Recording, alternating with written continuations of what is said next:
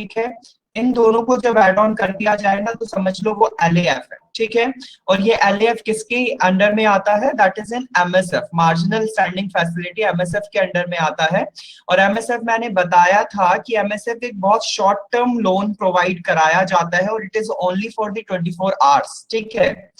24 hours के लिए RBI ने लोन प्रोवाइड कराया बैंक्स को और उसपे कहा कि आप मुझे इतना इंटरेस्ट पे करोगे। मान लो सपोज करो, मैंने आपको बताया भी था कि अगर 100 करोड़ की बात हुई है तो 100 करोड़ पे बैंक ने बोला, आरबीआई ने बोला कि 100 करोड़ की जरूरत है 24 घंटे के लिए, और 24 घंटे के लिए बैंक से कहा कि आप अगर मुझे इसका 104 करोड़ प्रोवाइड कराओगे। प्रीति गुड आफ्टरनून। तो 104 करोड़ रुपीस आप अगर मुझे प्रोवाइड कराओगे तो मैं आपको ये लोन दे दूंगा 24 घंटे के लिए, ठीक है। तो बेसिकली 24 घंटे के लिए 4 करोड़ उन्हें एक्स्ट्रा पे करना होता है बैंक्स को। ये मार्जिनल स्टैंडिंग फैसिलिटी एमएसएफ है बेसिकली, ठीक है। देखिए मार्जिनल स्टैंडिंग फैसिलिटीज याद रखिएगा जो मैंने बताई थी कि रेपो रेट जो है ना, रेपो रेट एलिजिबल बैंक्स के लिए है। मतलब जो सेक्टर शेड्यूल 2 में आरबीआई के रखे गए हैं एलिजिबल बैंक, जो आरबीआई की कंडीशंस को फुलफिल करते हैं। और उसके लिए मैंने आपको शायद बोला भी था कि you have to check the list of section schedule 2 जिसमें आरबीआई के एलिजिबल बैंक्स हैं। जबकि अगर कमर्शियल बैंक की बात करूं मैं तो commercial bank like SBI, PNB, आपका यूसीआई और आपका बीओआई, बैंक ऑफ इंडिया, ये सब आपके कमर्शियल बैंक्स है। तो मार्जिनल स्टैंडिंग फैसिलिटी जो है ना एमएसएफ, वो कमर्शियल बैंक्स के लिए है, जबकि रेपो रेट जो है वो आपका एलिजिबल बैंक्स के लिए जो कि आपके शेड्यूल 2 में रखे गए हैं, ठीक। तो ये याद रखिएगा कि marginal standing facility specially commercial bank के लिए, only for the commercial bank you can से। तो होता क्या है, देखो वैसे ना अगर मैं सिंपल सी बात करूं तो ये आपका मार्जिनल स्टैंडिंग फैसिलिटी जो है ना, ये आपकी मिनिमम ऑफ मिनिमम, मतलब मिनिमम जो है वो 1 करोड़ रुपीस का अमाउंट 24 घंटे के लिए प्रोवाइड कराती है मिनिमम। और मैक्सिमम की अगर बात करूं तो मैक्सिमम का मतलब यहाँ पर होता है कि 2% of NDTL. NDTL is basically मैंने आपको बताया था net demand time liabilities. And NDTL में आपकी मैंने बताई थी बातें आपको कि आपकी एफडी आरडीज आती हैं और जो टाइम लायबिलिटीज होती हैं, और जबकि जो डिमांड वाली होती हैं वो करंट अकाउंट और सेविंग अकाउंट होते हैं। इन चारों का मिलाकर 2% मैक्सिमम अमाउंट, यानी जिस बैंक के पास सपोज करो एनडीटीएल जो है, मान लो किसी बैंक के पास एनडीटीएल है 100 करोड़ रुपए, ठीक है। तो 100 करोड़ का 2% ये मैक्सिमम अमाउंट आरबीआई उसे प्रोवाइड करा सकता है 24 घंटे के लिए। Manas it's good afternoon by the way, लेकिन आपके लिए गुड मॉर्निंग। हम सुबह से अब मिल रहे हैं तो यू कैन से गुड मॉर्निंग ऑल्सो, ठीक है मानस। बाकी इट्स आफ्टरनून, ओके। सो समझ आया एमएसएफ आपको? एमएसएफ आपका क्या है? इट्स अ एलएएफ फैसिलिटी जिसमें रेपो रेट और रिवर्स रेपो रेट दोनों का कॉम्बिनेशन रखा जाता है। और बेसिकली ये 24 घंटे के लिए प्रोवाइड कराया जाता है फंड, और इस पे जो इंटरेस्ट होता है वो आपका इंटरेस्ट बेसिकली कमर्शियल बैंक को पे करना होता है। ओनली फॉर कमर्शियल बैंक के लिए है एमएसएफ फैसिलिटी, ओके। उसके साथ आते हैं हम अपनी न्यू टर्म्स पे। अच्छा एक चीज और मैं शायद बताऊंगा, रेपो रेट की अगर मैं बात करूं तो रेपो रेट का जो मिनिमम अमाउंट है ना, रेपो रेट जो मिनिमम प्रोवाइड कराया जाता है वो 5 करोड़ रुपीस का है। मतलब रेपो रेट पे आप जो लोन ले सकते हो कितने तक सकते हो? 5 करोड़ तक का ले सकते हो। और अगर मैक्सिमम की बात की जाए तो maximum it is 0.5% of NDTL.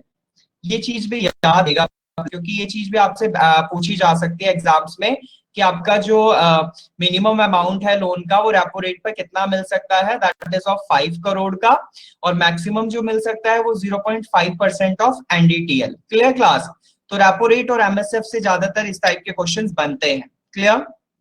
उसके साथ अगर मैं बात करूं तो रेपो रेट में ना सिक्योरिटी, रेपो रेट में भी सिक्योरिटी रिक्वायर्ड होती है और एमएसएफ में भी सिक्योरिटी रिक्वायर्ड होती है, क्योंकि देखो बिना सिक्योरिटी के कभी भी लोन प्रोवाइड नहीं होता है, यू नो दैट। तो रेपो रेट में भी कुछ ना कुछ सिक्योरिटी डिपॉजिट करना पड़ता है और एमएसएफ में भी सिक्योरिटी डिपॉजिट करना पड़ता है। क्लियर? चलिए अब हम उसके बाद अगर हम बात करें, मैंने ये बता दिया था आपको बैंक रेट हो चुका था शायद, हाँ बैंक रेट हो चुका है, बैंक रेट हो चुका था। एमएसएफ अब करा दिया है मैंने, एमएसएफ भी हो गया था सर। अच्छा एमएसएफ भी हो चुका था, कोई बात नहीं, 12 से बता दिया है, ठीक है। चलिए अब आते हैं हम नेक्स्ट वन, जो कि आपका क्वांटिटेटिव टूल है, open market operations, OMO। Clear? Open market operation थोड़ा सा देखिए, पहले यहाँ पर समझ लेते हैं और ये क्लियर हो जाएगा आपको उस तरीके से। देखिए ओपन मार्केट ऑपरेशन है क्या? OMO, ओपन मार्केट ऑपरेशन का मतलब क्या है कि मार्केट में ऑपरेट क्या चीजें होती है। देखिए मार्केट में दो ही चीजें ऑपरेट होती है, one is of your selling, one is of your selling and one is of your buying. ठीक है, किसी चीज को सेल करना और किसी चीज को खरीदना, मार्केट ऑपरेशंस में ये दो चीजें चलती है। ओपन मार्केट ऑपरेशन का वर्ड यूज किया गया है ना, ये चीज समझ के बेसिकली लिक्विडिटी को मैनेज करने के, और लिक्विडिटी आपका आवाज कोई एक कट रही है अनोखा सर। वर्ड। आवाज कट रही है, वेट।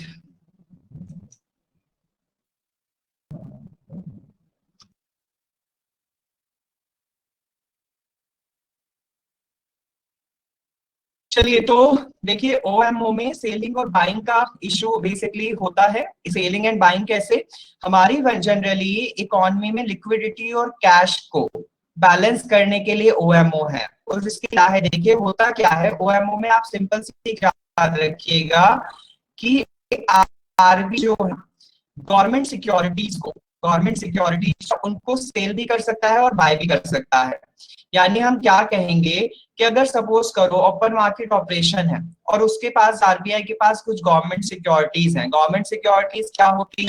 वो सिक्योरिटीज जैसे कि आपके ट्रेजरी बिल्स हो गए। ठीक है, ट्रेजरी बिल्स गवर्नमेंट सिक्योरिटी का एग्जांपल है। ठीक है, गवर्नमेंट सिक्योरिटीज को आरबीआई सेल कर रहा है, और सेल किसको कर रहा है? बैंक्स को कर रहा है।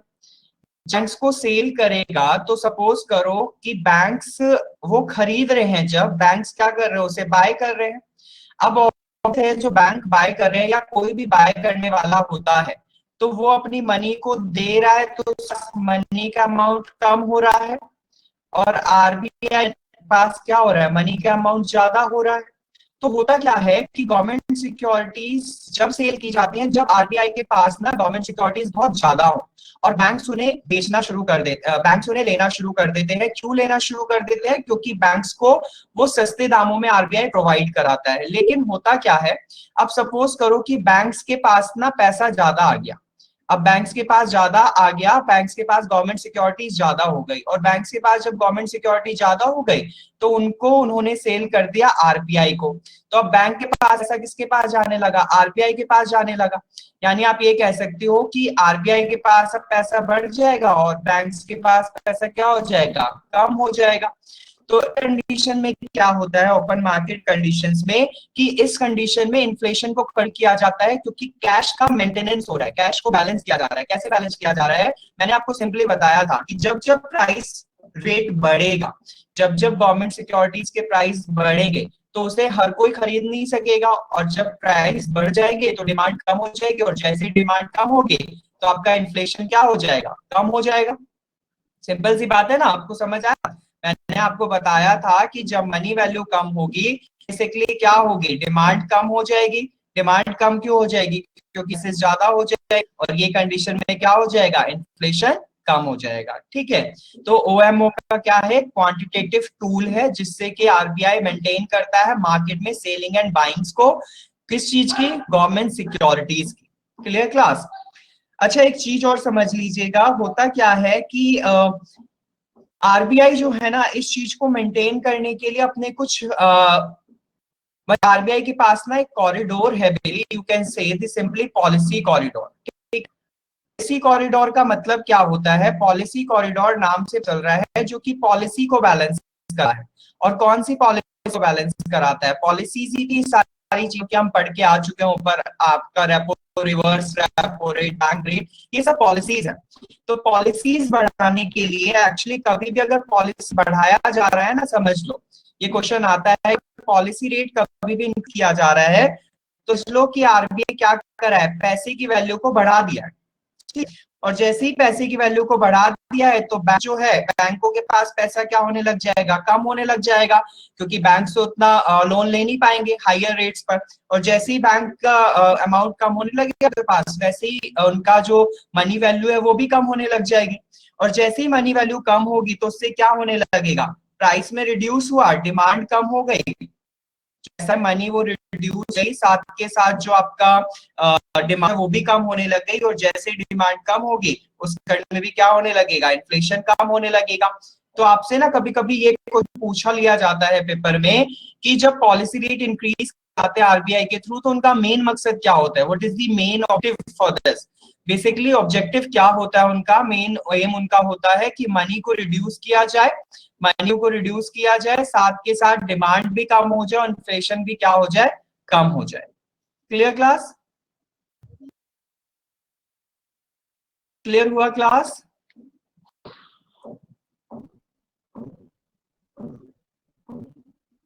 ठीक। अच्छा, पॉलिसी कॉरिडोर में ना एक चीज और समझ लीजिएगा, पॉलिसी कॉरिडोर में आपसे मतलब ये वैसे एग्जाम पॉइंट ऑफ व्यू से तो नहीं है, बहुत रेयरली ही क्वेश्चन बनता है।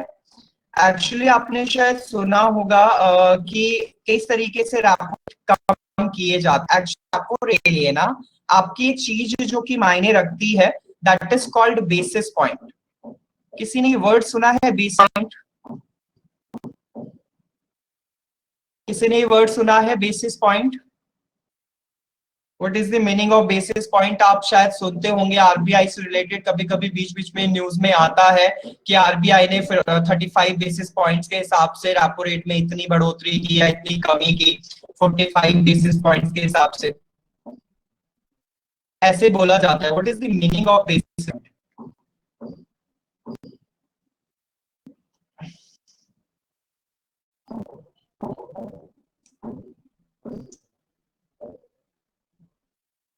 क्लास आपकी चैट मुझे शो नहीं हो रही है, आप टाइप कर रहे हो या फिर नहीं कर रहे हो? इंटरेस्ट रेट बोल सकते हैं, बेसिस पॉइंट। हाँ, you can say interest rate, but it's not actually interest rate. Yes, yes, Rahul, change in the decimal of percent. Yes, yes, actually ये बात सही थी। कीरत ने बस वो जो चेंज इन डेसिमल है वो चीज ऐड नहीं की, उन्होंने सिंपली इसको इंटरेस्ट रेट बोल दिया। हाँ हाँ हाँ, देखो होता क्या है कि बेसिस पॉइंट इज बेसिक, आप ये कह सकते हो कि जो बेसिस पॉइंट है ना, 1 बेसिस पॉइंट इक्वल टू होता है आप 0.01%। ठीक है। और एक्चुअली आरबीआई के अपने कुछ नॉर्म्स हैं, कुछ अपने क्राइटेरिया हैं जिसके हिसाब से ना वो अपने बेसिस सेट करता है। तो होता क्या है कि आरबी रेपो रेट में जब भी बेसिस ऐड किए जाएंगे तो आप याद रखिएगा वो क्या बन जाता है, वो बैंक रेट। ठीक है।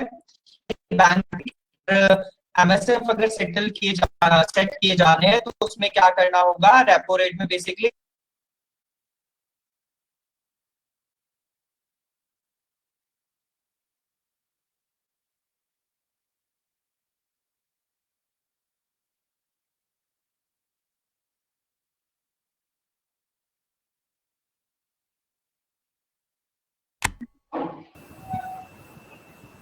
हट और गया तो एक क्या? मिनट कम। अमरजीत ब्रो, हालत सही है? अभी चंगा हूँ भाई। बढ़िया, फिर तो बढ़िया।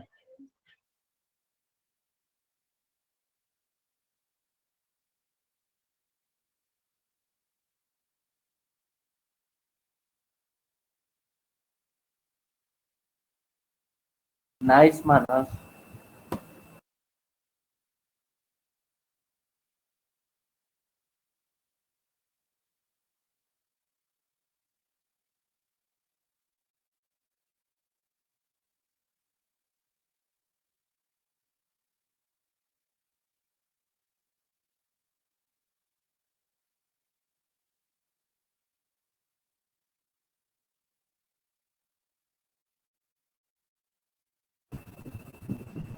Thank you Manas.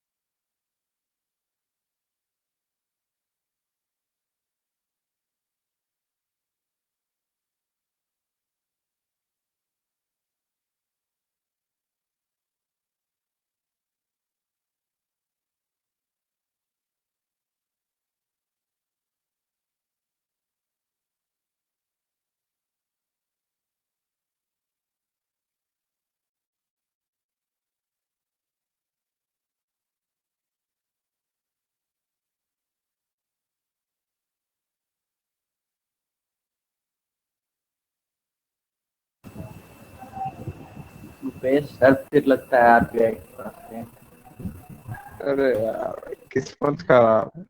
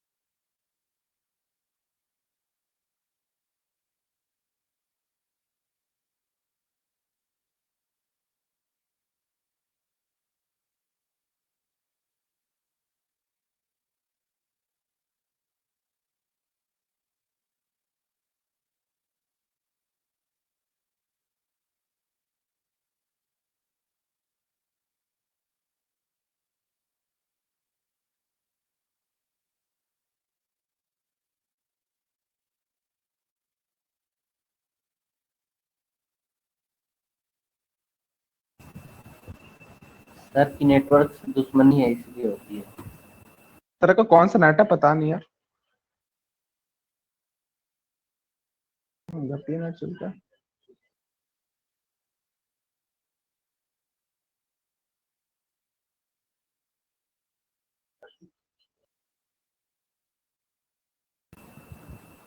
सर लगता है बीएसएनएल यूज करते हैं।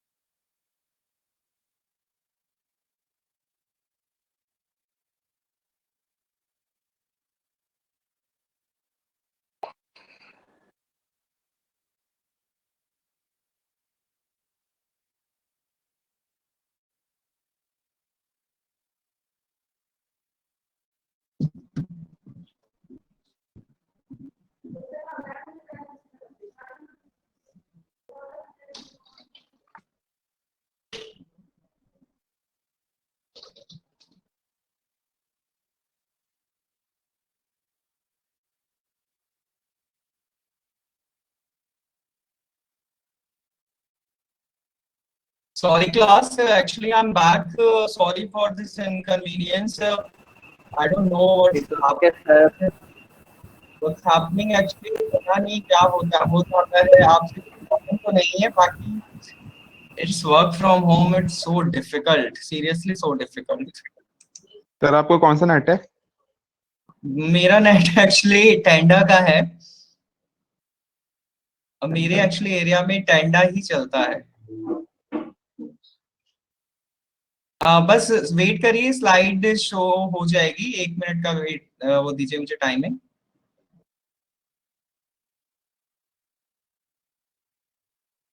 टेंडा इज TNDA टेंडा। एक्साइटल और टेंडा तो काफी पुराने हैं। सर एक्साइटल तो सर बहुत रुलाता है सही में। एक्साइटल तो हमने लगा एक्साइटल बोल, हाँ एक्साइटल बहुत वो बेकार है। जाते रहता है। बाकी अगर ये 1-2 दिन में सही नहीं करते हैं ना इसे और अच्छे से, क्योंकि मैंने स्पीड भी बढ़वा दी थी। मैंने करीब ये 60-70 Mbps का लगवाया हुआ है। पता नहीं क्यों इतना इशू करता है फिर भी। चलो हमने भी लगवाया था एक्साइटल का, वो फिर हमने हटवा दिया, फिर एयरटेल लगा लिया, एयरटेल 5G। हाँ बहुत प्रीति एयरटेल लेंगे, जियो फाई लगवा लो, मानस आपने मुझे पहले भी सजेस्ट किया था।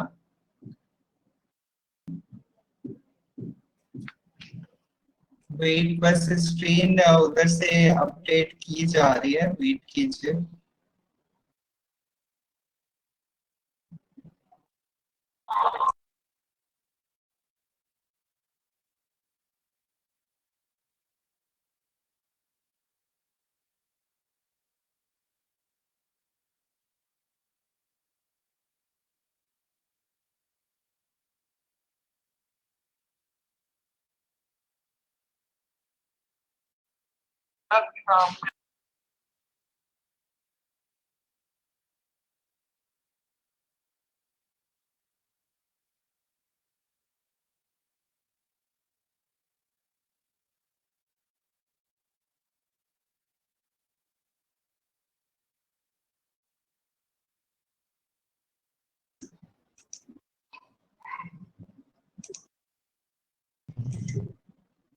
ओके क्लास स्क्रीन शेयर हो रही है आप? Yes sir. ओके सो आवाज भी आ रही होगी आई थिंक। हाँ तो हम कहाँ थे? हम थे अपने बेसिस पॉइंट के ऊपर बात कर रहे थे। सॉरी फ्लो बहुत डिस्कनेक्ट हो जाता है, जिस फ्लो में एक्चुअली चल रहे होते हैं ना क्लास, मजा चला जाता है उस बात का। तो चलिए रेपो रेट में मैंने आपको बताया कि रेपो रेट अगर करना है तो प्लस अगर बेसिस पॉइंट उसमें करते हैं तो वो क्या बन जाता है, एमएसएफ और आपका बैंक रेट बन जाता है। साथ के साथ अगर हम बात करें उसमें से बेसिस पॉइंट लेस कर दिए जाए रेपो रेट में से, तो वो क्या बन जाता है, आपका रिवर्स रेपो रेट बन जाता है। क्लियर? सो बेसिकली होता क्या है कि हमारे जो ये बेसिस पॉइंट है ना, ये बेसिस पॉइंट डिसाइड करता है आरबीआई। आरबीआई की कुछ अपनी पॉलिसीज हैं जिसके अकॉर्डिंग वो ये डिसाइड करता है। बाकी बेसिस पॉइंट जो होते क्या है, वो 1 बेसिस पॉइंट इज टू 0.01% के इक्वल होता है। ठीक है, बेसिस पॉइंट अलग अलग फाइनेंशियल इंस्टीट्यूशन के डिफरेंसेस को देकर रखे जाते हैं, क्योंकि हर एक फाइनेंशियल इंस्टीट्यूशन जो कि लोन प्रोवाइड करा रहा है, हर किसी का अपना एक अलग इंटरेस्ट रेट होता है। तो उनके बेसिस पॉइंट निकाले जाते हैं डिफरेंसेस देखकर कि कौन कितने रेट पर इंटरेस्ट दे रहा है। ठीक है, सो बेसिकली उसके बेसिस पर आरबीआई डिसाइड करता है। हालांकि बहुत लंबा डिबेट हो सकता है इस चीज पर, बेसिस पॉइंट पर। हाँ रेणुका, ओएमओ चल रहा था, मैं ओएमओ फिनिश भी कर चुका हूँ। मैंने ओएमओ बता भी दिया कि किस तरीके से ओएमओ इन्फ्लेशन को कंट्रोल करता है। मैं उसके बीच में ही मैंने एक चीज याद आ गई थी कि बेसिस पॉइंट भी आपका है, जिस बेसिस पॉइंट के अकॉर्डिंग भी हम क्या करते हैं, कभी कभी इन्फ्लेशन में मेंटेनेंस लेकर आते हैं। क्योंकि अगर बेसिस पॉइंट का इधर से उधर कुछ भी होगा, एड ऑन होना या सब्ट्रैक्ट होना, तो रेपो रेट में डिफरेंस आएगा। मैं ये चीज बता रहा हूँ रेणुका। ठीक है, सो तो बेसिकली ये हो गया आपका रैपिड, उसके साथ आपका पॉलिसी कॉरिडोर समझा दिया मैंने, ओएमओ बता दिया। अब आते हैं हम अपने नेक्स्ट टूल पर, that is your market stabilization scheme. ठीक है, मार्केट स्टेबलाइजेशन स्कीम, एमएसएस। ठीक है, एमएसएस इज बेसिकली ये क्या है, देखिए एमएसएस को ना आप सिंपल सा ये समझ लो, समझ क्या लो, बेसिकली है भी यही हमारी ना ओएमओ में मैंने बताया कि आरबीआई गवर्नमेंट सिक्योरिटीज को सेल एंड परचेज दोनों कर सकता है, यानी वो सेल भी करता है, बाय भी करता है। साथ के साथ अगर मैं एमएसएस में बात करूं ना, तो इसमें याद रखना कि गवर्नमेंट सिक्योरिटीज को आरबीआई क्या करता है, ओनली सेल करता है, सिर्फ सेल। ठीक है, और ये सेल करने के साथ जो है ना, वो बेसिकली यही है, लिखा भी है कि withdraw exchange liquidity, withdraw exchange access liquidity, मतलब कि अगर कभी भी मार्केट में बहुत सारी, मतलब मार्केट में बहुत ज्यादा डिमांड की जा रही है बैंक्स के थ्रू, तो बेसिकली क्या करेगा, ये अपने गवर्नमेंट सिक्योरिटीज को सेल करना शुरू कर देगा। और जैसे गवर्नमेंट सिक्योरिटीज सेल होने शुरू होंगे, तो जो बैंक्स के पास पैसा होगा, और वो बैंक के पास कौन सा पैसा होगा, जो मैंने आया था एसएल, जो कि बैंक्स अपने पास खुद का रिजर्व रखते हैं ना, वो एसएलआर वो इन्वेस्ट करना शुरू कर देंगे, किसमें, एमएसएस। एमएसएस में क्यों कर देंगे, क्योंकि वो गवर्नमेंट सिक्योरिटीज को क्या करने लग जाएंगे, परचेज करने लगेंगे।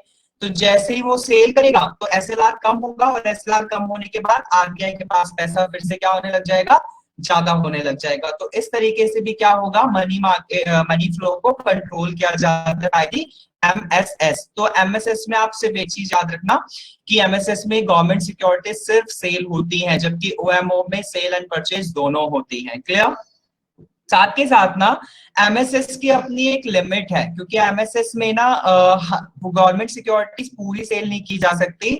इसमें जो पहले के टाइम पर लिमिट थी ना, वो लिमिट थी आपकी 30,000 करोड़ रुपीस की, जो पहले के टाइम पर आपकी एमएसएस।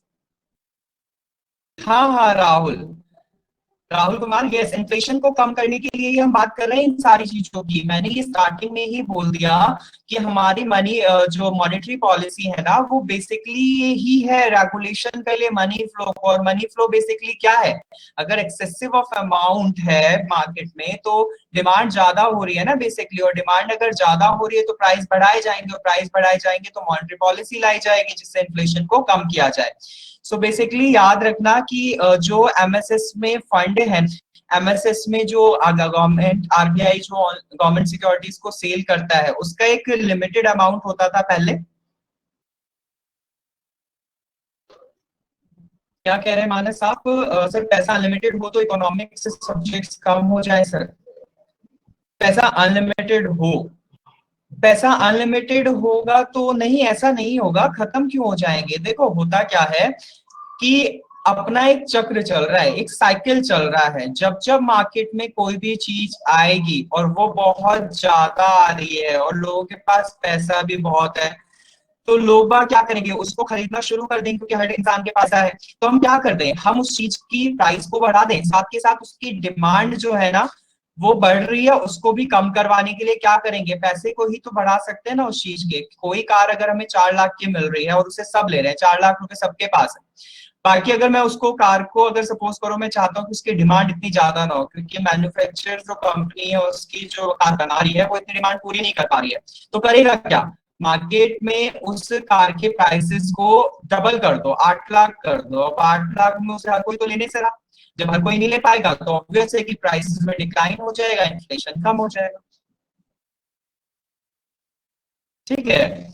सो बेसिकली होता क्या है, मार्केट स्टेबलाइजेशन इसके लिए आपका एक जो गवर्नमेंट सिक्योरिटी सेल करता है उस लिमिटेड अमाउंट है, जो कि अमाउंट कितना है, 30,000 करोड़। 30,000 करोड़ का ही पहले के टाइम हुआ करता था, लेकिन अभी जो अमाउंट हो चुका है, इतने सेल हो सकते हैं, दैट इज 6 ट्रिलियन। ठीक है, 6 ट्रिलियन।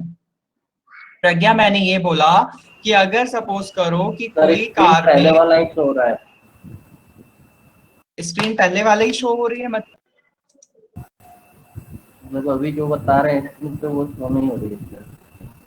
मैं तो एमएसएस बता रहा हूँ ना, yes, सर वो शो नहीं हो रही है। एमएसएस नहीं शो हो रहा है आपको, बाकी को एमएसएस शो हो रहा है। हमारी सर हो रहा है शो। एमएसएस पे ही हूं मैं अभी, तो एमएसएस से आगे बढ़ा भी नहीं हूं मैं। ठीक है, हाँ जी, तो एमएसएस समझ आ गया। ये आप में से कौन कह रहा है कि ये पॉइंट फिर से रिपीट करना, कौन सा पॉइंट का क्या?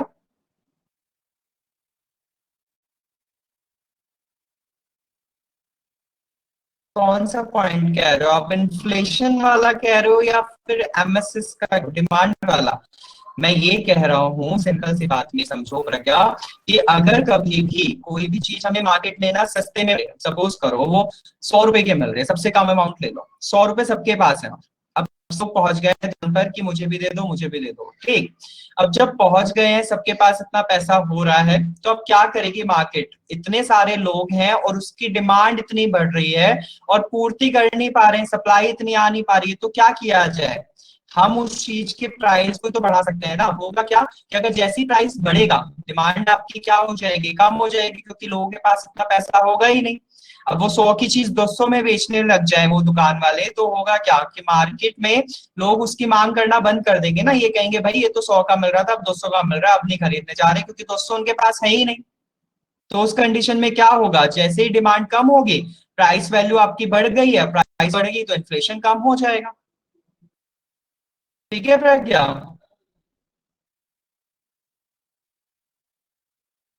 राहुल 30,000 करोड़ मैंने इसलिए लिखा है एमएसएस के लिए। आपका एक फंड जो है बेसिकली वो एक एमएसएस स्कीम, जो एमएसएस मार्केट स्टेबलाइजेशन स्कीम है ना, उसमें गवर्नमेंट, आरबीआई, गवर्नमेंट सिक्योरिटीज जो भी देता है उसका एक फंड है जो कि रिजर्व रखता है, और वो फंड 30,000 करोड़ का था पहले जो रिजर्व रखता है, लेकिन अब इसका अमाउंट बढ़ाकर कितना कर दिया गया है, 6 ट्रिलियन कर दिया गया है। ठीक है, 6 ट्रिलियन अमाउंट तक सेव कर सकते हैं उस फंड में, एमएसएस फंड। ठीक है, सो क्लास ये आपका मार्केट स्टेबलाइजेशन स्कीम था। अब ये आपके सारे टूल्स हो चुके हैं जो कि आपके क्वांटिटेटिव टूल्स थे। ठीक है, क्वांटिटेटिव टूल्स के बाद अब हम स्टार्ट करते हैं आपके क्वालिटेटिव इंस्ट्रूमेंट्स को। क्लियर क्लास, सबको क्लियर हो गए क्वांटिटेटिव टूल? आज मुझे मॉनेटरी पॉलिसी फिनिश करना है, नेक्स्ट क्लास में मैं कार्ड लेने वाला हूँ। और अच्छा, एक चीज और सुन लो, अभी आ गई है जबान पर तो बात आप सुन लीजिए कि जब जैसे मैं नेक्स्ट क्लास में नबार्ड स्टार्ट करूंगा, नबार्ड के बारे में बताऊंगा, तो प्लीज आप ऐसा करिएगा कि एक बार ना टाइप्स ऑफ बैंक्स सब देखिए, इसमें एसएससी के स्टूडेंट्स भी बैठे हुए हैं और बैंक्स के स्टूडेंट्स भी हैं, तो मेरी रिक्वेस्ट सबसे ये है कि एसएससी वालों के लिए थोड़ा सा शायद टफ हो रहा हो मे बी, लेकिन these are simple terms, not so much of attention is required. आप ध्यान से सुन लो एक बार, फिर उसे रिकॉल कर लेना, इतना ही इनफ है। बाकी एसएससी वालों के लिए मैं ये कहूंगा कि कुछ टर्म्स ऐसे भी आएंगी जिनसे उनका लेना देना नहीं, एग्जाम पॉइंट से रिक्वायर्ड नहीं है, मतलब उनकी रिक्वायरमेंट है ही नहीं एग्जाम पॉइंट ऑफ व्यू से, बट सुनने में फायदा इसलिए रहेगा कि if you are preparing for SSC तो आपका बैंक की भी प्रिपरेशन हो रही है, तो ये आपके लिए बेस्ट है। You can at least give the exam of banks also, fine. तो आप ऐसा मत सोचो कि कुछ भी आपके लिए वेस्ट है, सब चीज आपके लिए फ्रूटफुल रहेगी, ऐसी कोई कंडीशन नहीं हो तभी कुछ चीज आ जाए, तो बेहतर है आप सब चीजें सुनो। तो प्लीज बैंक क्लास जब आप नेक्स्ट क्लास में आओ तो प्लीज टाइप्स ऑफ बैंक्स पढ़कर आइएगा। टाइप्स ऑफ बैंक्स आपके जैसे कमर्शियल बैंक्स, आपके एलिजिबल बैंक्स की बात की मैंने, आपके डेवलपमेंट बैंक्स कैसे होते हैं, ये सब। राहुल आप ऐसी के लिए कर रहे हैं या फिर बैंक के लिए? For bank I have suggested you that, मैंने रिकमेंड भी किया था कि किरण पब्लिकेशन की जीए की book is best and Arihant publication.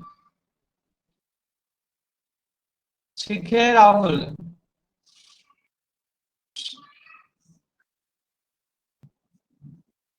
और शीतल जो मैं चीजें बता रहा हूँ ना वो तो आप साथ के साथ करते ही रहो उस बुक में से। बाकी उस बुक में फर्स्ट चैप्टर से इनिशिएट हुआ है कि कहाँ से आपकी हिस्ट्री ऑफ बैंकिंग इंडिया शुरू होता है, छोटी छोटी टर्म्स, इकोनॉमी क्या है, इकोनॉमिक्स वर्ड किसने दिया, ये सारी चीजें उसमें स्टार्टिंग से दी गई हैं शीतल। हाँ रेणु का इसका पीडीएफ मिल जाएगा, पीडीएफ हर नोट्स के मिल जाएंगे, डोंट वरी। अगर वो एक आध दिन स्किप हो जाता है तो उस चीज के लिए आप एक दो दिन बाद भी अगर सर्कुलेट होता है तो हो जाएगा। देखो मैं जो नोट्स करा रहा हूँ, मैं जो टॉपिक्स करा रहा हूँ, that is enough for the exam point of fine, वो एग्जाम पॉइंट ऑफ व्यू से बहुत इनफ है। बाकी मैं बुक इसलिए सजेस्ट करता हूँ कि अगर कभी भी आपको कुछ एक्स्ट्रा रिक्वायरमेंट है, यू वांट एक्स्ट्रा रेफरेंस, तो बुक परचेज करनी चाहिए। देखो बुक से आपको और डिटेल्ड स्ट्रक्चर्ड मिल जाता है, जबकि यहाँ पर सिर्फ की पॉइंट्स में मैंने चीजें लिखी हुई हैं, क्योंकि मैं पूरी बुक्स तो नहीं लिख सकता ना यहाँ पर। ठीक है क्लास, तो चलें प्लीज आगे क्वालिटेटिव टूल्स पर। Any query? तो या मैंने बताया बुक्स के लिए आपका अरिहंत पब्लिकेशन या फिर किरण पब्लिकेशन।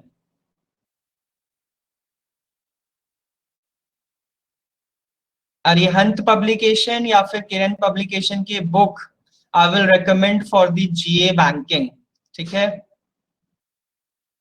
ओके। सो चलिए, और सिर्फ एसएससी के लिए, सुशील एसएससी के लिए मैं आपको सिंपली ये बोलूंगा कि सिर्फ आप जीके से अपडेट रहिएगा, और जीके और में जो अपडेट रहे करंट अफेयर्स है, करंट अफेयर्स के साथ जितने भी टॉपिक्स मैं यहाँ पर कवर करूंगा वो, और साथ के साथ आपका स्टैटिक पार्ट के लिए आप कोई बुक रेफर मत करो, लाइक आपकी ल्यूसेंट इज इनफ। ल्यूसेंट में भी स्टैटिक पार्ट आपका बहुत सारा दिया हुआ है, लाइक आपकी नेशनल पार्क्स, आपके वाइल्ड लाइफ सेंचुरीज हो गए, आपके नेशनल हाईवेज हो गए, और आपके लाइक आपका कोई बुक्स हो गई, ऑथर हो गए, ये सब स्टैटिक जीके का पार्ट है। और स्टैटिक जीके के लिए मैं बताता हूँ आपको कि मैं ना स्टैटिक जीके के लिए आपका पीडीएफ्स प्रोवाइड करा दूंगा, ठीक है, क्योंकि स्टैटिक जीके को डिस्कस करने का कोई मतलब नहीं बनता, तो मैं उनका एक कॉमन पीडीएफ बनाकर सबको सर्कुलेट करवा दूंगा, ठीक है।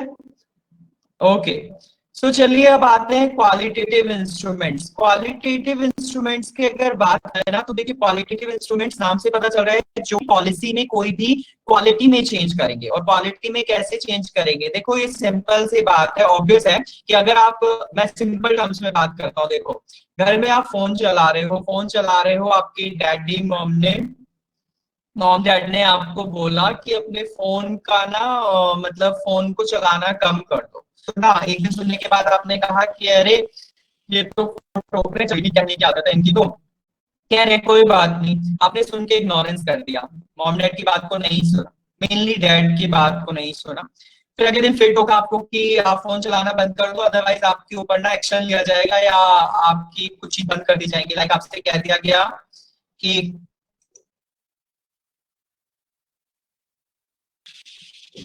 मान लो आपसे कह दिया गया कि आपकी ना अगर आपने फोन चलाना बंद नहीं किया तो आपकी पॉकेट मनी आपको नहीं दी जाएगी, ऐसा कुछ कह दिया, ठीक है। सेम एज आपने फिर सुनी ये बात, आपने फिर इग्नोर कर दिया। फिर उसके साथ आपने नेक्स्ट डे फिर आपको कहा गया और आपसे कह दिया गया कि आपने फोन चलाना अभी तक बंद नहीं किया है, आज से आपका निकलना जाना बंद, फोन हमारे पास रहेगा, आपको फोन नहीं दिया जाएगा, फाइन। आपसे ऐसी ऐसी चीजें बोल दी गई। तो ये चीज क्या हो रही है, it's just a warning, it's just a warning which are actually given by your parents. और ये क्यों दी जा रही है कि आप सुधर जाओ, ठीक है, सुधर जाने के लिए आपको ये वार्निंग दी जा रही है। यू कैन से कि these are kind of moral suasion. Moral suasion की मैं अगर बात करूं तो यहाँ पर क्वालिटी इंस्ट्रूमेंट्स में ना मैंने ये ई पार्ट में रखा हुआ है, दिख रहा है आप सबको ई पार्ट, देखिए मोरल सुएशन दिखा सबको। तो मोरल सुएशन क्या कह रहा है, मोरल सुएशन ऐसे ही आरबीआई करता है कि छोटे बैंक्स को, आरबीआई डैडी है और उसके बाद जो बैंक्स हैं वो बच्चे हैं, उन बैंक्स को ये बोल रहा है कि अगर आप अपनी कुछ चीजें, फॉर एग्जांपल हमारे पास ना कुछ ऐसी चीजें हैं क्वालिटेटिव इंस्ट्रूमेंट्स में जिनको ना बैंक्स मेंटेन करके नहीं रखते। अब आप ना पहले तो सी पार्ट से समझना शुरू करिएगा, सी पार्ट से मैं बता रहा हूँ। आरबीआई गाइडलाइंस है, होता क्या है कि आरबीआई ने ना कुछ गाइडलाइंस दी, सपोज करो आरबीआई ने गाइडलाइंस दी कुछ ओरल गाइडलाइंस कैसे दी, हर बैंक्स को अपनी एक रिपोर्ट्स रेडी करनी होगी और वो रिपोर्ट्स हर वीकली मुझे वो प्रोवाइड कराएगा, ठीक है, ऐसा कुछ उसने कहा। अब सपोज करो ये या तो रिटर्न भी दे सकता है आरबीआई या अपील भी कर सकता है, और कुछ गाइडलाइंस या वार्निंग के बेसिस पर जारी की है आरबीआई ने अपनी गाइडलाइंस में। जब आरबीआई ने ये जारी किया है तो ये कमर्शियल बैंक्स के ऊपर जारी किया है और जितने भी आरबीआई के साथ एलिजिबल बैंक्स हैं उनके लिए जारी किया है। लेकिन बैंक्स ने ना इसको सुना और अनसुना कर दिया। कुछ बैंक्स ने तो इसको मान लिया कि हाँ चलो हम ना अपनी बैलेंस शीट वगैरह सब रेडी करके रखेंगे, और कुछ बैंक्स ने ये सोच लिया कि अरे कोई नहीं, हफ्ते भर में कह रहे हैं नेक्स्ट वीक दे देंगे या पूरे मंथ की दे देंगे, ऐसे करके सोचना शुरू कर दिया। तो आरबीआई ने गाइडलाइंस जारी करी, आरबीआई की बातों को अनसुना कर दिया गया। तो उतने टाइम पर क्या हुआ कि आरबीआई ने जब ये बातें नहीं सुनी गई, उन पे पूरी तरह से ओबे नहीं किया गया, उस ऑर्डर को नहीं किया गया, तो रेशनिंग ऑफ द क्रेडिट कर दिया आरबीआई ने। रेशनिंग ऑफ द क्रेडिट का मतलब control over the credit granted and by the commercial bank, यानी हमारे बैंक्स को जितना आरबीआई प्रोवाइड कराता था उनके मुसीबत के टाइम पर, उस सब की कटौती कर दी। जैसे कि मैं बता रहा हूँ कि बच्चों के लिए पॉकेट मनी की कटौती कर दी मॉम डैड ने कि तुम अगर फोन चलाना कम नहीं करोगे तो तुम्हारी पॉकेट मनी कैंसिल। तो आरबीआई ने सेम ऐसा कह दिया कि रैशनिंग ऑफ क्रेडिट करेंगे हम अगर तुम ऐसा नहीं करोगे तो, ठीक है। जब वो नहीं मानते तो, जैसे ही नहीं मानते तो मोरल सुएशन तो पहले तो दे ही दिया था आरबीआई ने। मोरल सुएशन क्या था, मोरल सुएशन में आरबीआई ने बोला, रिक्वेस्ट की आरबीआई ने किससे, कमर्शियल बैंक से, कि अगर आप अपनी इकोनॉमी में सुधार चाहते हो तो कुछ आपको चीजें अमल करनी पड़ेगी, कुछ चीजों को फॉलो करना पड़ेगा, मानना पड़ेगा। ये मोरल सुएशन दिया था। आरबीआई ने गाइडलाइंस भी जारी कर दी इसके लिए। अब गाइडलाइंस जारी कर दी, गाइडलाइंस जारी करने के बाद भी किसी बैंक ने सुनी, किसी बैंक ने नहीं सुनी। तो आरबीआई के पास ऑप्शन क्या बचा, rationing of the credit, clear. So हुआ क्या उससे कि बैंक्स को अब तो डर बैठेगा ही, क्योंकि बैंक से कुछ नहीं होगा तो उससे जाना तो आरबीआई के पास पड़ेगा ही ना। अब अगर वो आरबीआई की बात को अनसुना करेंगे तो उन्हें समझ आ गया है कि आरबीआई कुछ भी लोन तो मिलने से रहा, समझ आ रही क्लास बात? तो क्वालिटेटिव इंस्ट्रूमेंट्स में बहुत चीजें समझने की नहीं है, it's just a oral statements. समझ में आई क्लास बात?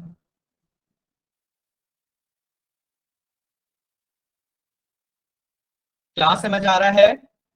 ओके सो उसी के साथ हुआ कि अगर सपोज करो कि इतना सब कुछ हो गया, अब आरबीआई ने क्या करा, डायरेक्ट एक्शन लेना शुरू कर दिया। डायरेक्ट एक्शन लेना क्या शुरू कर दिया, आरबीआई की कुछ बातों को ना सपोज करो कि आरबीआई ने ना कुछ एक डायरेक्शन दिया कि मेरा इतना अमाउंट जो था ना, और उस अमाउंट को इतने दिन में ही पूरा करना है। सपोज करो कोई लोन ही था, अब वो लोन के लिए उन्होंने लेट कर दिया, उन बैंक्स ने ना, सपोज करो आरबीआई ने उन्हें टाइम दिया 90 डेज का, बैंक रेट में जैसे दिया जाता है, ओ सॉरी रेपो रेट में जैसे दिया जाता है, तो रेपो रेट के लिए जो अमाउंट दिया गया था 90 डेज के लिए, उसको पूर्ति नहीं की बैंक्स ने ना, उन पे डायरेक्ट एक्शन ले लिया। आरबीआई ने डायरेक्ट एक्शन ले लिया। आरबीआई ने कहा कि अगर तुम इसको पूरे से नहीं करोगे फुलफिल, तो तुम्हें क्या करना होगा, बैंक रेट में इंक्रीज कर दूंगा, मैं पेनाल्टी लगा दूंगा तुम्हारे ऊपर। ठीक है, पेनाल्टी लगा दूंगा क्योंकि तुम जो है, जितना क्रेडिट तुम्हें दिया जा रहा है वो तुम उससे बियॉन्ड लिमिट, मतलब तुम्हारा जो लिमिट सेट की गई है तुम उससे बियॉन्ड जा रहे हो। ठीक है, अब हो क्या रहा है, क्योंकि आरबीआई जब बैंकर्स बैंक है, हर बैंकों का बैंक है, तो आरबीआई का तो हक बनता है ना कि वो अपने छोटे बैंक्स को कंट्रोल में रखे। तो आरबीआई डायरेक्ट एक्शन भी ले सकता है, उनको पेनल्टीज भी लगा सकता है। पेनल्टीज लगाने पर बैंक्स को तो डर रहेगा ही, बैंक्स को डर रहेगा, क्योंकि बैंक्स को लगेगा कि अगर पेनाल्टी लगा दी गई तो पेनाल्टी बहुत ज्यादा लगती है। पेनाल्टी में ना होता क्या है एक्चुअली, इन बातों को ना सुन लो, बस सुनने से ही आपको समझ आ जाएंगे।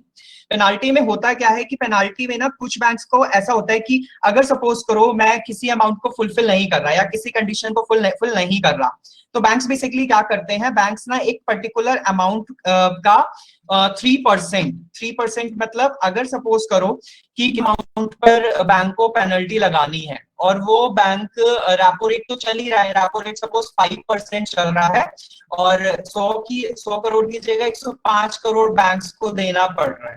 ठीक है, अब बैंक से 105 करोड़ ना वो टाइम पर नहीं दे पाए, तो आरबीआई ने पेनल्टी लगवा दी, और पेनल्टी लगा दी 3% की, और यानी 3 करोड़ अब एक्स्ट्रा देने पड़ेंगे तुम्हें। टोटल तुम्हें कितने देने हैं, 108 करोड़ रुपीज उन्हें देने हैं। तो अब यानी 3 करोड़ बैंक्स को कहीं ना कहीं से मैनेज करना पड़ेगा, तो बैंक्स तो डर के रहेंगे ना। तो ये डायरेक्ट एक्शन में आती है ऐसी चीजें। समझ आ रही क्लास बात, डायरेक्ट एक्शन में क्या चीजें होती हैं? समझ आ रहा है क्लास? ओके अब आती है आपकी बात कंज्यूमर क्रेडिट पर। बी पार्ट समझा रहा हूं, कंज्यूमर क्रेडिट। कंज्यूमर क्रेडिट थोड़ा सा ध्यान में रखिएगा। कंज्यूमर क्रेडिट होता क्या है, देखो, अगर सब मैं आपकी सिंपल सी एक बात बोलूं, तो यहां पर समझिएगा, जो कि टर्म मैं यूज कर रहा हूं ना, that is your consumer credit. Consumer credit consumers के लिए है, उपभोक्ता के लिए है। अब कंज्यूमर्स के लिए क्या है, आपने सीधी एलटीवी सुना है किसी ने? एलटीवी देखिए होता क्या है, एलटीवी है बेसिकली लोन टू, ठीक है, loan to value ratio. Loan to value ratio होता क्या है, लोन टू वैल्यू रेशियो में एक्चुअली बेसिकली आप अगर सपोज करो कोई लोन ले रहे हो, ठीक है, लोन ले रहे हो, तो लोन लिए आप कोई ना कोई रखते हो ना, यानी कोई सिक्योरिटी देते हो कि आपको ये चीज हम गिरवी रख रहे हैं, और इस चीज को गिरवी रखने पर आप हमें इतना लोन दे दो। क्लास समझ रहे हो बात? All are listening? हाँ जी, ध्यान से सुनते रहिए। लोन के लिए सिक्योरिटी दी जाती है। सपोज करो कि अगर सपोज हमें 1 लाख का लोन चाहिए, तो हमने 1 लाख की सिक्योरिटी दी पहले, और 1 लाख की सिक्योरिटी पर हमें बोला, हाँ हमें बोला कि हम ना आपको 95,000 रुपीज का लोन प्रोवाइड कराएंगे। ठीक है, किसी बैंक ने बोला कि आपको 95,000 का लोन प्रोवाइड कराया जाएगा। इट मीन्स हम देखें तो कितना हुआ, 95%, यानी हमें लोन अमाउंट कितना मिल रहा है, 95% मिल रहा है ना 1 लाख पर। तो हो क्या रहा है, LTV is basically this thing. LTV ratio क्या बना यहाँ पर, 95%, यानी 1 लाख की चीज पर 95% आपको लोन मिला। अब सपोज करो कि ऐसा ही अगर हुआ और डिमांड बहुत ज्यादा लगी तो उस कंडीशन में क्या किया जाता है, मे भी ऐसा भी तो कर सकते हैं कि 1 लाख पर अब टर्म्स चेंज कर दी बैंक ने, उसने बोला कि 75% लोन मिलेगा सर, अब 95% नहीं मिलेगा। अब जब 75% के लिए बात कर दी गई है तो होगा क्या कि 75% में लोगों को क्या लगेगा कि भाई हम 1 लाख की चीज दे रहे हैं, लोन हमें कितना मिल रहा है, 75% मिल रहा है, तो क्या वो उस लोन की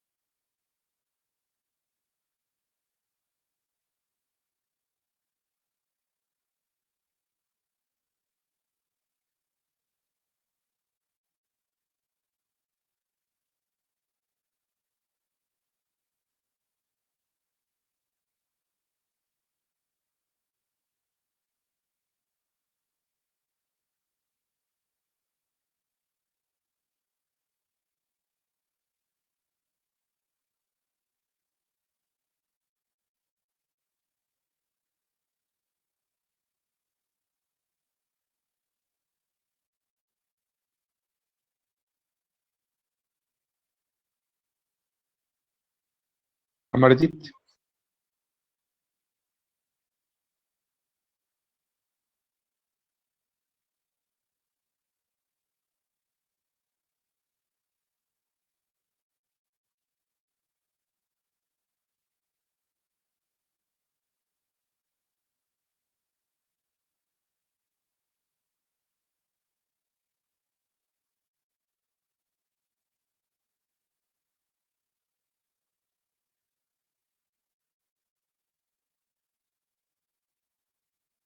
हाँ क्लास बस आ गया मैं, डोंट वरी।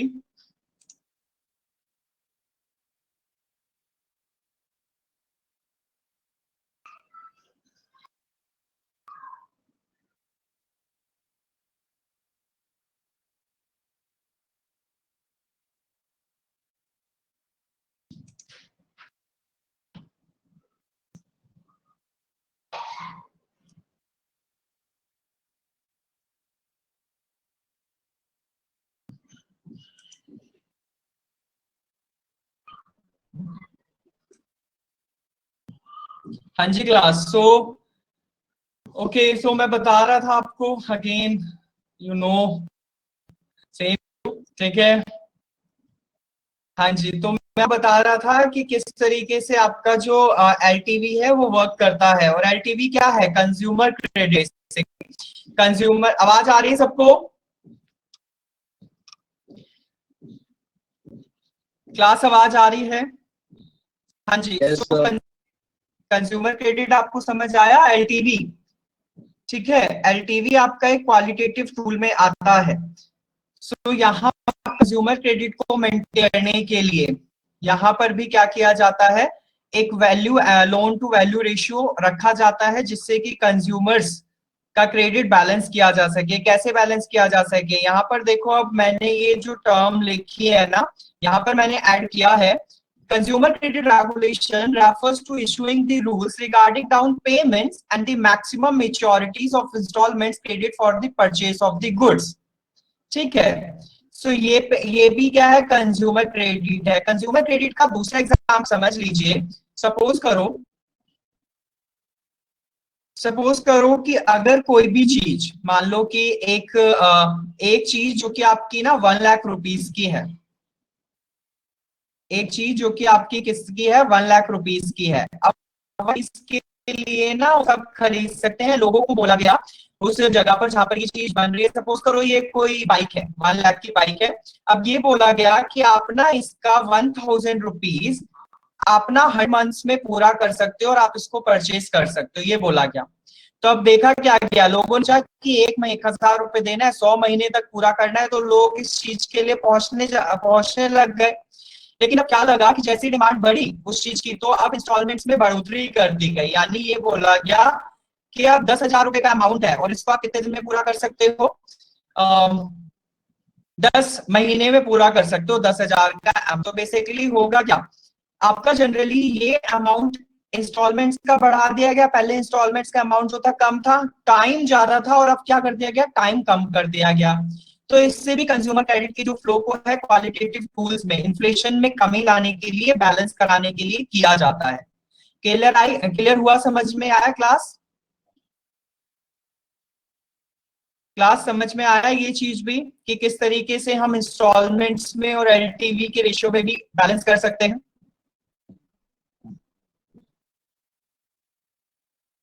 ओके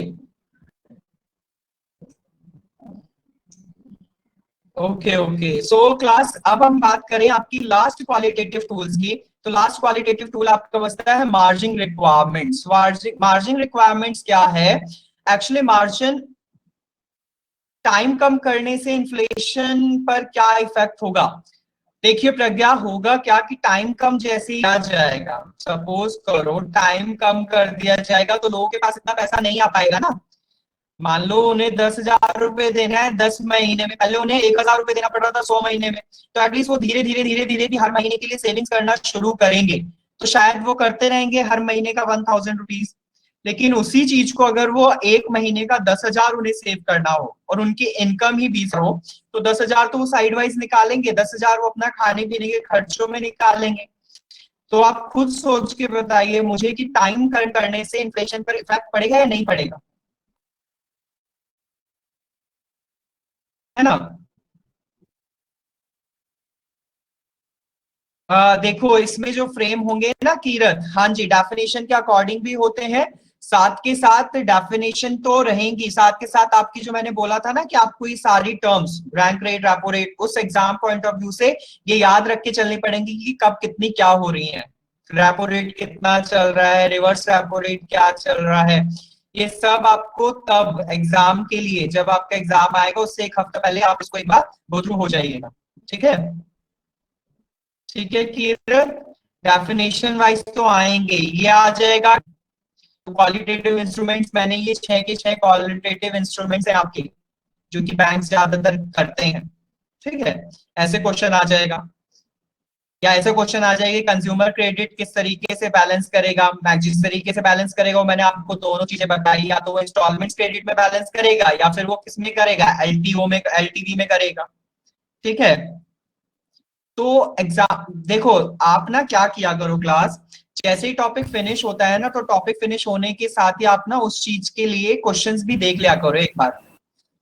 बुक्स में जैसे किरण पब्लिकेशन में बोल रहा हूँ ना, और ये अरिहंत, उनमें क्वेश्चंस भी फ्रेम हो रखे हैं, तो क्वेश्चंस आपको आइडिया होते रहेंगे साथ के साथ। ठीक है, चलिए मार्जिन रिक्वायरमेंट समझ लो फटाफट। मार्जिन रिक्वायरमेंट बहुत सिंपल सी बात है, हर एक कंपनी ना अपना मार्जिन प्रॉफिट रखकर चलती है। मार्जिन प्रॉफिट कैसे रखकर चलती है, क्योंकि अगर उसे कोई भी चीज बेचनी है तो बेचने के थ्रू वो क्या करेगी, कभी कभी तो बैंक्स क्या करते हैं, इंटरेस्ट बहुत ज्यादा कर देते हैं, कभी इंटरेस्ट बहुत कम कर देते हैं। जब वो इंटरेस्ट कम कर देते हैं, इट मींस उनके पास, बैंक के पास इतना पैसा है कि वो अपना मार्जिन सेट करके चल रहे हैं कि उन्हें प्रॉफिट ही होगा तब भी।